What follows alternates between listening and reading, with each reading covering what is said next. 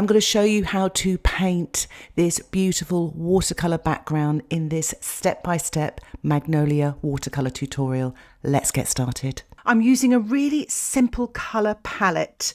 I'm using 4 colors: Ultramarine, Quinacridone Magenta and Hansa Yellow Light. And then I'm using Quinacridone Gold as well to get some more earthy tones. I've sketched out my Magnolia with an HB pencil onto rough 300 grams watercolor paper, and I'm using my size 6 round brush, painting wet into wet, very, very light tonal values here using the Quinacridone Magenta and lots of water.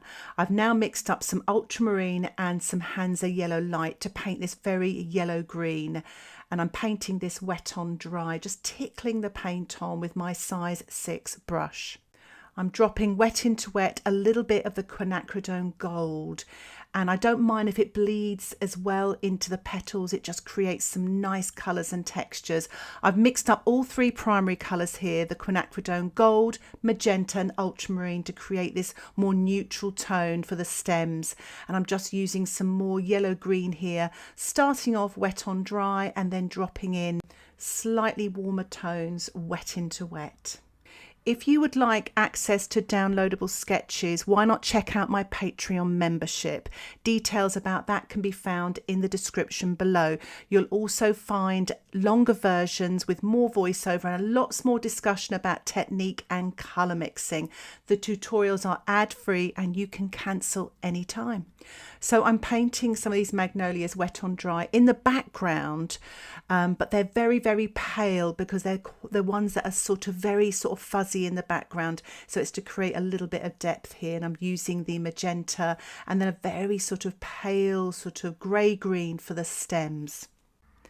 So I've allowed my painting to dry, and I'm just working in the centre here using some of the magenta on its own, wet on dry, and then just pushing some water down into the centre here to create some nice darker tonal values. I'm just using my size 6 brush to also paint this vein going down the centre, and using my plastic card here to scratch into the watercolour paper to create some very thin vein lines. It's quite a nice way to get the details here.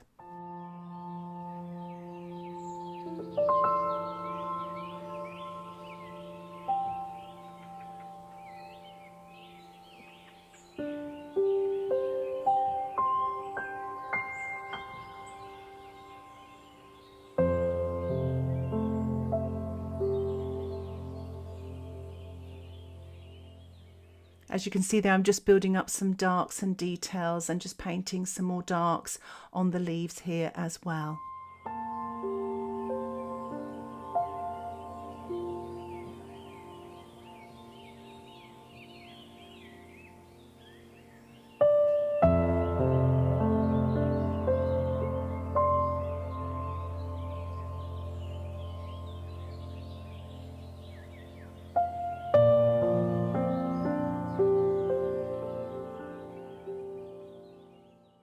Painting some very dilute greys there on the petals and building up some of the dark tonal values here, just using these 3 colours mixed.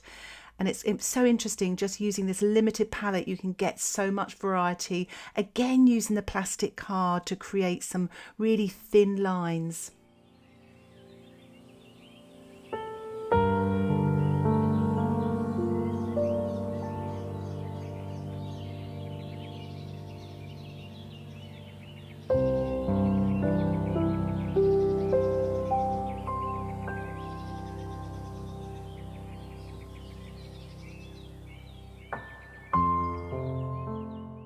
I've allowed my painting to dry. I'm using my size 14 brush. I've wet the background. I'm using Ultramarine on its own, wet into wet. It's quite pale, and it's just really to represent this sky in the background and to keep it really simple.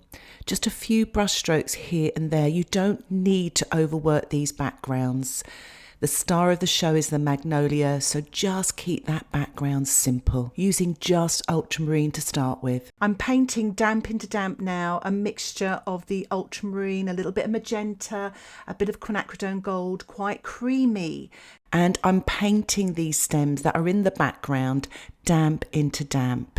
And I'm just going to start on the left hand side. I haven't wet the right hand side. This will give me more time and control, so I'll just wet each area as I need to. If I wet the whole thing, the other side will dry too quickly, so I'm just using some of the Quinacridone gold, touch of pink, touch of blue to create this sort of just dark earthy yellow colour, painting it wet in wet with my size 6 brush, trying not to touch the magnolia of course, but just having fun painting around. And this is a very sort of dark colour now, so it's the Ultramarine, Quinacridone gold, Quinacridone magenta, more Ultramarine, and just painting it around this petal here to really bring out the light of the petal there, and using my size 6 brush, being very careful not to touch it, and just softening and blending as I paint carefully around this star of the show, the magnolia in the centre.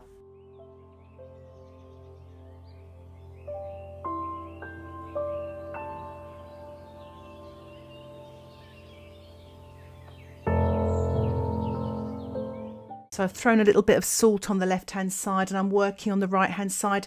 Very similar technique. Went on with the ultramarine first, then some earthy tones, some really bright yellow green as well, working wet into wet or damp into wet if you don't want it to run too quickly and blend in.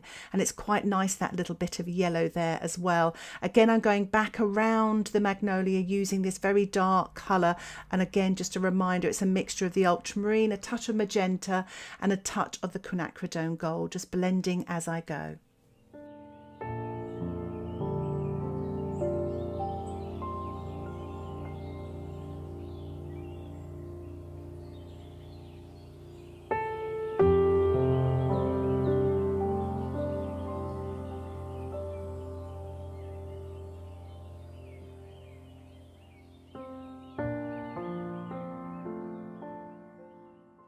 It's such a nice way of painting backgrounds, this. It creates, it's almost blurry, so it pushes everything in the background back and brings the magnolia forward. And as you saw there, I painted around the magnolia, and that way you don't have to use masking fluid. You just paint around an object, you just wet around it. And if the background's wet, the magnolia is dry, it won't run onto the magnolia. So it's quite nice, and it's just nice not to have to use masking fluid. So I've allowed my painting to dry, and I'm actually going to work upside down so it's easier to get access to the top of the magnolia this way. I really want to bring it out without using obviously any masking fluid, but bring out that light of the watercolor paper by using dark tones in the background. So dark around the edges of the magnolia there, and then soften and blend with clean water. So it really pops that magnolia out there.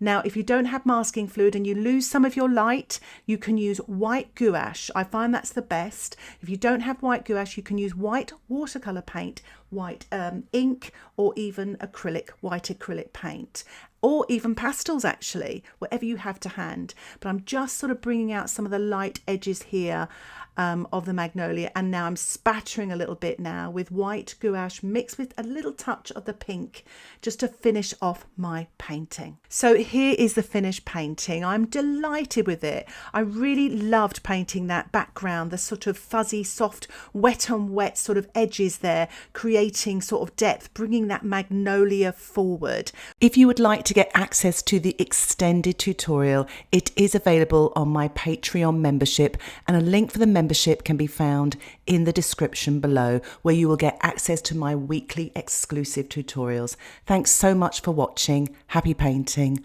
Bye for now.